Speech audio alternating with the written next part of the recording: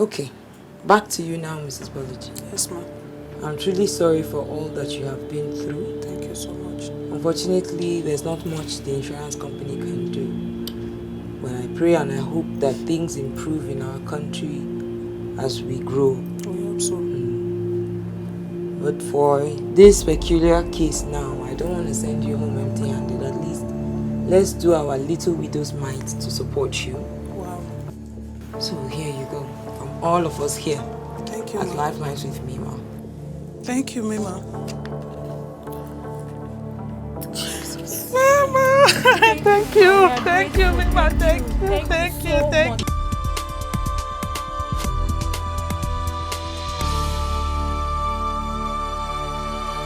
We're treating the subject of surrogacy today. With me now, I have our clients for the day. Let's meet them. Mrs. Bolaji, you're welcome. Thank you, Mima. It's And my pleasure. our lovely sister, Miss Rita. Thank you very You're much, both Mima. very welcome. Thank you. Okay, without taking too much of your time, let's find out what brings you in today. Mima, I'm in a sad situation. I am desperate to have my children. My sister here is willing to assist me, but my health insurance company is making things difficult for me. I see, but I don't understand. Could you give more details? Okay, let me explain. I was diagnosed with cancer of the uterus several months ago. I'm so sorry to hear that. Despite aggressive chemotherapy and other treatments, the cancer continued to grow. Eventually, my doctors had to remove my womb Wow. in order to stop the cancer from spreading further. Mima, my biggest dream of becoming a mother Oh, I'm so sorry. was taken away from me that day. But there was nothing anyone could do about it. I'm so sorry, madam. Have a tissue. I'm truly sorry. Thank you, Mima. Sorry. Fortunately for me, my sister has offered to carry my baby. She wants to be a surrogate mother to my child. I was ecstatic about it. But my health insurance company had to inform the hospital we were using that they will not cover the cost for the IVF and the surrogacy. Oh, I'm so sorry to hear this.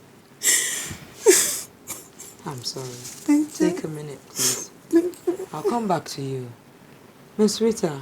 Yes, ma'am. Nice to have you. Thank you, ma'am. Okay, I just want to find out,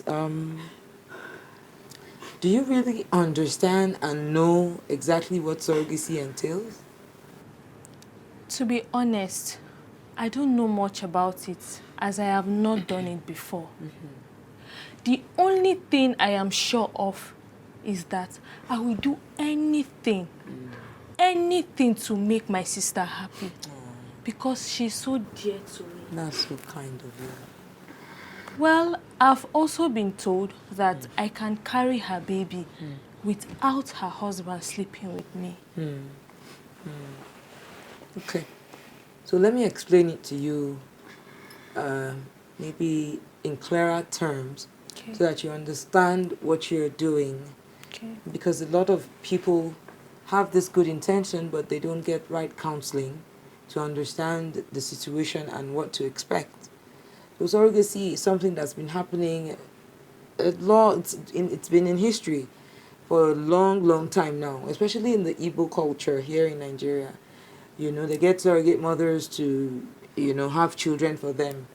But you see, traditional surrogacy would entail doing it the traditional way where either the man has to sleep with the lady to get her pregnant, or somehow his seed is injected into her directly to get her pregnant. But at the end, it would still be the lady's eggs that would be used, meaning that the lady would still be the biological mother to the child. It's just that she's having the baby for another person, but biologically it's her child. That's traditionally. But now there's IVF and the medical community has grown. So we have the option of getting her eggs and your brother-in-law's seed. Thank God she froze her eggs before the chemo started. So we can get her eggs, fertilize them with her husband's seed, and just use you as their incubator to help them carry the baby to term, since she cannot carry herself. But you see, one difficult issue, and why we sometimes discourage patients from using relatives as surrogates, is because sometimes there may be attachment issues. Sometimes there may be family feud in the future, that you have two sisters fighting over a child. This one would say, oh, this is my baby. The other one would say, oh, I carried him. You know, especially if one sister goes on in life and is not able to have more children, for example. You know, so we use a lot of anonymous surrogate mothers. But you see, there are still a few cases like this, that the sisters are so close, the relatives are so good that they can trust each other. So it's a huge responsibility. You carry the baby, you bond with the baby, right? But it's not yours. So you have to have it at the back of your mind that at the end of the day, you should be able to, or you try your best to detach yourself from that child, even though you carried the pregnancy. I hope you understand. Yes, I do. You do? Yeah. Okay. Thank you very much for the detailed talk on surrogacy. Okay. But the truth is that I still want to help her. That's good. Yes. That's good. Okay.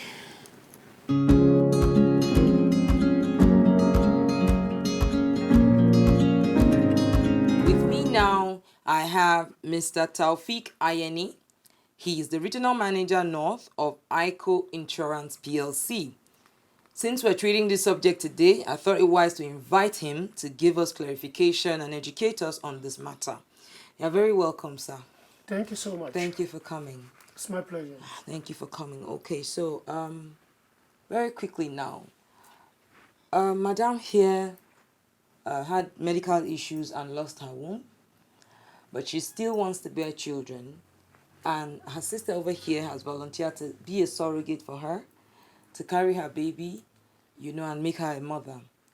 Unfortunately, her insurance doesn't cover IVF and surrogacy, and now she's desperate for a solution. So, madam, I think you should, at this point, I should let you also. Thank you, Mima. Yeah. Mima, my husband and I are broke now.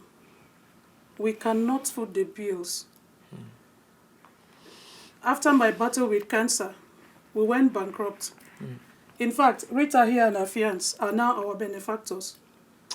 We are just trying to pick up. So when the idea of surrogacy came up, we ran to my health insurance company for backup. But they said they cannot help us because it is not part of their health insurance policy plan or so. I'm so sorry, madam. I'm so sorry. I know you've been through a lot. I'm sorry. Please. I need support and assistance. I understand. I know you've been through a lot. I'm so sorry.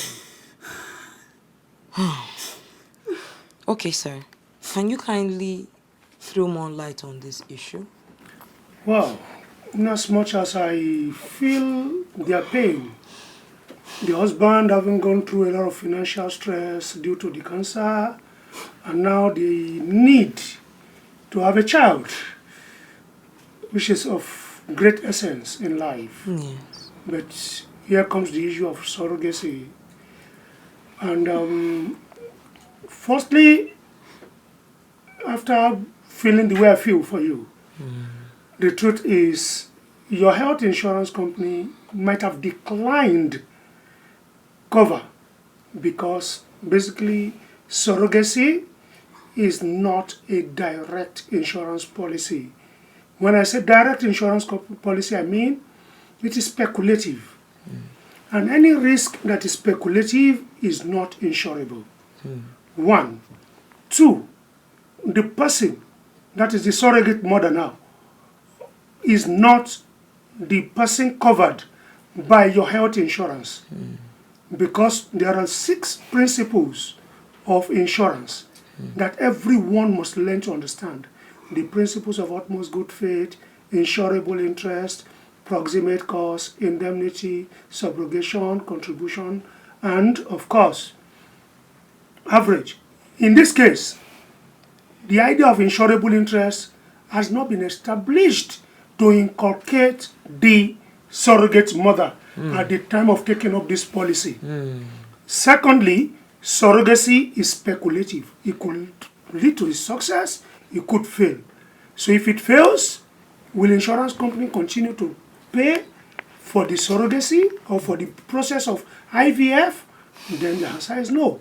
So in that case, doing the IVF for a surrogate mother cannot be admissible under an health insurance policy. And bearing in mind that every insurance has these basic principles I've earlier mentioned, insurable interest has not been identified to incorporate the surrogate mother at the time of taking up this policy. So that is why there's no how the insurance company can oblige or grant cover for surrogacy in any way. I heard her talking about her experience with cancer and how they've become so bankrupt. That's how bad any form of critical illness could lead one to. But as we speak, people really don't know that in the market today, here in Nigeria, there are insurance policies that takes care of critical illnesses, including cancer. It may not heal you. It may not be a curative approach, but at least it will ameliorate the effect of your financial expenses in the event of such occurrence. So there are policies in place that will put money in your pocket, lump sum, to support your financial needs, to take care of all these expenses that would come up as a result of any form of critical illness. As in the case of your cancer, if you had gotten a support from an insurance company that you've taken a policy that has a critical illness cover, and in the event of you encountering that cancer, 10, 20, 50 million naira might have been paid to you. Your husband wouldn't have become so bankrupt. However, these policies must have been taken prior to being diagnosed positive of this cancerous issue that you encountered. Beyond cancer, it could be kidney failure. It could be any form of critical illness. So there are policies in place that takes care of that. And I also advise our viewers to embrace insurance policies ahead of being a victim of any form. It could be a job loss. There are policies that provides for you to at least keep up while in the event, pending when you're able to bounce back. Mima, it's been a nice time with you. Thank you so much for coming. Thank you so much. We've learned a lot. Thank you, sir. It's my pleasure. Always good to have you. Thank you, sir. Thank you so much. Yeah, okay. Okay, back to you now, Mrs. Bolaji. Yes, ma'am. I'm truly sorry for all that you have been through. Thank you so much. Unfortunately, there's not much the insurance company can do. But I pray and I hope that things improve in our country as we grow. We hope so. But for this peculiar case now, I don't want to send you home empty-handed. At least, let's do our little widow's mite to support you. Wow.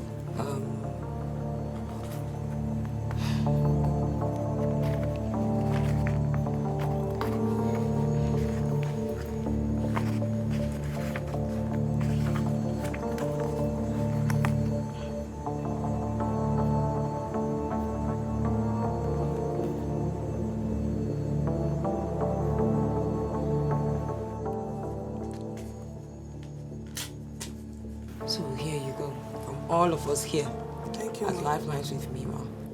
Thank you, Mima. Mama! Thank you, Mima. Thank you.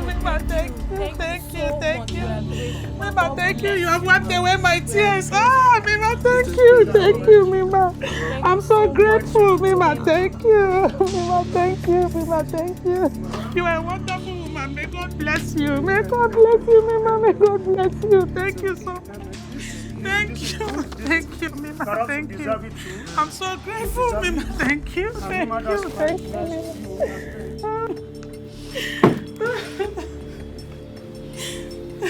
Oh, Wow, thank you so much. Wow.